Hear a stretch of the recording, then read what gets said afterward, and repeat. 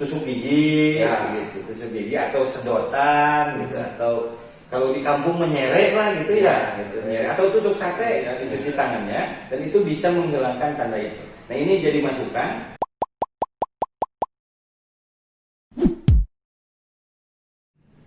Selamat pagi pemirsa. Hari ini Mang Inu Makapol akan bincang-bincang dengan Ketua KPU Kabupaten Tasikmalaya, Pak Zafzaf Jamaludin. Selamat pagi Pak. Selamat pagi, Kang Inu. Protokol kesehatan yang versi KPU ini sebetulnya berbeda jauh dengan apa yang disarankan oleh Gugus Tugas. Nah, seperti apa gambaran protokol kesehatan yang mungkin yang dimaksud oleh Kang Inu ini supaya jadi gambarannya buat pemirsa sekalian? Yang pertama bahwa harus dipastikan semua yang hadir atau PPS yang hadir ini sehat. Itu yang pertama itu. Nah, kemudian ketika memasuki ruangan ada pengukuran suhu tubuh. Nah, pengukuran suhu tubuh kita ketahui bersama. Ketika lebih dari 37,8 derajat Celcius itu nggak boleh. Kalau di bawah boleh. Nah selain itu setelah pengukuran suhu juga tentu saja ini si peserta ini dicuci tangannya dengan menggunakan hand sanitizer. Atau ada juga beberapa yang cuci tangan dengan air yang dilengkapi dengan sabun. Nah, kemudian setelah itu baru menggunakan masker. Nah, menggunakan masker. Jadi dipastikan semua orang menggunakan masker. Kalau tidak menggunakan masker, tidak boleh ikut. Itu seperti itu. Nah, Jaga jarak. Nah, soal jaga jarak ketika memasuki ruangan, ini tentu dengan antriannya tadi memasuki ruangan, tempat duduk sudah kita setting, dengan memperhatikan soal jarak. Karena bagaimanapun juga physical distancing ini, seperti kita ini nih, physical distancing. Nah, 1 meter gitu. Itu kita gunakan dalam setiap tahapan kegiatan. Jadi ya yang aneh, mungkin aneh dari dibanding yang dulu itu, kali ini cukro gitu ya, pajarau gitu, saling berjauhan, tidak berdekatan. Nah ini maka ya betul, kadang-kadang kami melihatnya ini sebuah hal yang lucu, tapi juga hal yang aneh gitu. Tapi apa boleh buat? Justru itulah bentuk perlindungan diri kita gitu, dan juga perlindungan untuk orang lain selain diri kita. Nah itu terkait dengan protokol kesehatan. Selain itu, untuk seluruh petugas hari ini di Kabupaten Tasikmalaya, mulai dari KPU, kemudian PPK atau panitia pemilih kecamatan di kecamatan, kemudian PPS, itu sudah dilakukan rapid test. Sudah dirapit semua? Iya, sudah dirapit semua. Jumlahnya berarti di 3.000-an ya, 3.000-an lebih. Itu semuanya dirapid test dan alhamdulillah hasilnya sudah diketahui bersama dan alhamdulillah hasilnya itu non reaktif. Artinya sudah aman. Nah, selain itu, selain dari dilaksanakannya rapid test, kita juga sudah membekali semua penyelenggara ini, untuk semua penyelenggara ini dengan alat pelindung diri berupa masker sudah kita bagikan, sudah kita distribusikan, dan juga face shield. Nah, face shield ini seperti ini Kang Inu. Oh gitu. Ini face shield yang intinya ini bisa melindungi si kita itu gitu dari menyebarkan dan juga dari terpapar seperti droplet mungkin, dari droplet yang positif. Nah, kalau ini semuanya sudah tersebar di semua penyelenggara di Kabupaten Tasikmalaya. Penyelenggara nanti memakai ini. Ya, termasuk sampai KPPS. Betul. Dan nanti ketika pemungutan suara, KPPS juga akan menggunakan face shield yang seperti ini. Nah, kalau pemilih gimana kan? Nah, untuk pemilih memang ini juga tentu saja gitu, protokol kesehatan juga harus digunakan oleh pemilih. Seperti itu. Maka apa sih gitu yang menjadi protokol kesehatan yang paling standar? Nah, yang paling standar untuk pemilih itu yaitu berupa masker dan juga soal cuci tangan.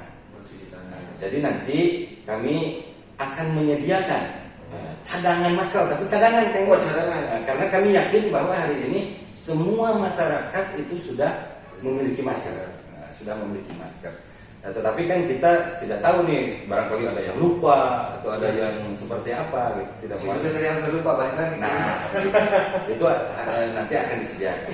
Dan juga kita menyediakan untuk alat cuci tangan. Oh, alat cuci Ya, tangan. alat cuci tangan. Alat cuci tangan tersebut bisa berupa air gitu ya, yang ya dari galon bisa kan itu, karena kita daerahnya alhamdulillah bukan daerah yang susah dengan air gitu, susah dengan air, maka kita bisa menyediakan air. Tapi selain itu juga kita sediakan hand sanitizer. Oh, Hand sanitizer di setiap TPS itu ada hand sanitizer. Jadi kita pastikan bahwa petugas atau penyelenggara pemilihan kepala daerah ini aman, pemilih juga aman. Oh, benar juga. Terus ini kan saya malam baca-baca soal PKPU 6 2020, di situ juga kan ada alat-alat yang bisa digunakan oleh banyak orang. Yang salah satu yang paling mudahnya hari ini kan untuk nyoblos ya. Nyoblos itu kan biasanya kalau sebelumnya pakai paku. Nah, itu kan dipakai semua orang. Nah, untuk di pilkada 2020 ini gimana? Nah, mungkin ini menarik ya. Ada sekarang nih, ada peraturan KPU yang lain daripada yang lain, yaitu peraturan KPU nomor 6 tahun 2020 mengenai pelaksanaan pilkada di tengah pandemi COVID-19. Di situ diatur hal-hal global, ya, hal-hal yang masih global terkait dengan bagaimana menyelenggarakan pemilihan kepala daerah ini di masa pandemi COVID-19 dengan protokol kesehatan. Nah, terkait dengan tadi pertanyaan Kang Inu, pada saat pemilihan atau pemungutan suara nih, gitu, pemungutan suara di tanggal 9 Desember nanti, apakah soal pemungutan suara itu menggunakan paku atau hal yang lainnya, itu memang saat ini masih dalam pembahasan. Itu pembahasan dan nantinya akan dituangkan lagi di dalam peraturan terkait dengan pemungutan suara. Memang wacana yang berkembang terkait dengan alat untuk pemungutan suara ini bisa berupa alat coblos yang sekali pakai. Sekali pakai. Jadi Boleh bekal sendiri nggak? boleh lah, bisa bekal sendiri gitu, atau disediakan.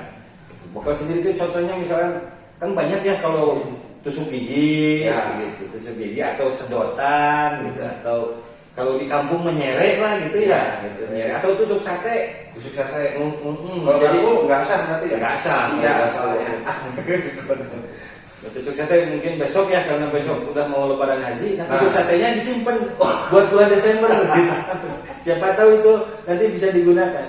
Kenapa? Kenapa seperti itu? Karena prinsipnya bagi kami bahwa pilkada di tahun 2020 itu harus betul-betul bisa melindungi baik pemilih maupun petugas itu dari merebaknya pandemi COVID-19.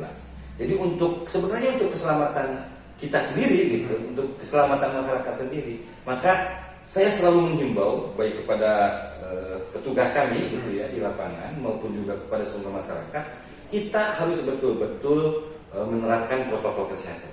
Dan hari ini alhamdulillah pemerintah mulai dari pusat, pemerintah daerah, provinsi, ya daerah juga selalu senantiasa mengkampanyekan terkait dengan pelaksanaan AKB atau adaptasi kebiasaan baru.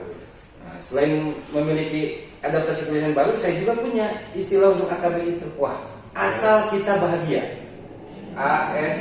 AKB. Oh, AKB, asal kita Asal kita bahagia. bahagia. Apa syaratnya bahagia? Pertama harus sehat, kan ya. Harus sehat. Jangan sampai kita karena kelalaian kita terpapar oleh si COVID ini. Kalau kita tidak terpapar, insya Allah bahagia gitu. Nah, terus ada di satu pasal, saya lupa nomor berapanya. Di situ istilah, tidak ada lagi istilah celup. Betul. Celup tinta, jadi hanya ditandai. Nah, ini kan ada sebuah kerawanan ya. Karena masih AKB. Lalu setelah nyoblos kita kan langsung cuci tangan. Ya, otomatis karena tidak dicelup, kalau dicelup kan mungkin Bisa hilang ya. ya bisa sehari gitu, atau mungkin hanya satu ruas saja. Itu sudah terbahas belum di KPU pusat sendiri? Nah, ini saya berterima kasih sama Kang Ino nih atas informasi demikian. Memang betul yang namanya tinta ini gitu ya, tinta pemilu ini ketika habis langsung dipakai, ketika dicuci memang bisa hilang. Iya. Ada yang bisa hilang.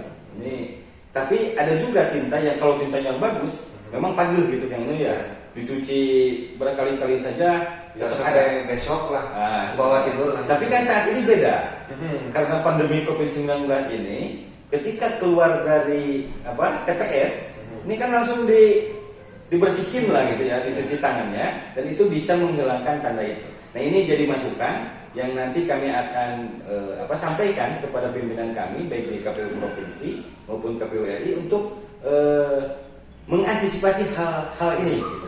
Meskipun hal ini memang belum jadi ini ya perbincangan di kami gitu. Tapi ini masukan yang bagus. Saya berterima kasih sekali ke Kang Inu dan ini akan kami teruskan seperti itu.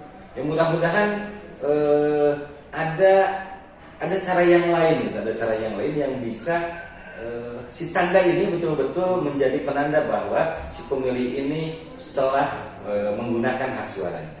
Ya, khawatir kan nanti ya suka ada Betul, yang kayak gitu. Betul. Jadi daripada jadi masalah ya lebih baik kita Betul. dari sekarang. Baik pemirsa, di segmen ini kita akhiri dulu. Nanti di segmen selanjutnya tetap jangan kemana-mana, kita kembali lagi Inuman Kapol dengan Kang Zamzam.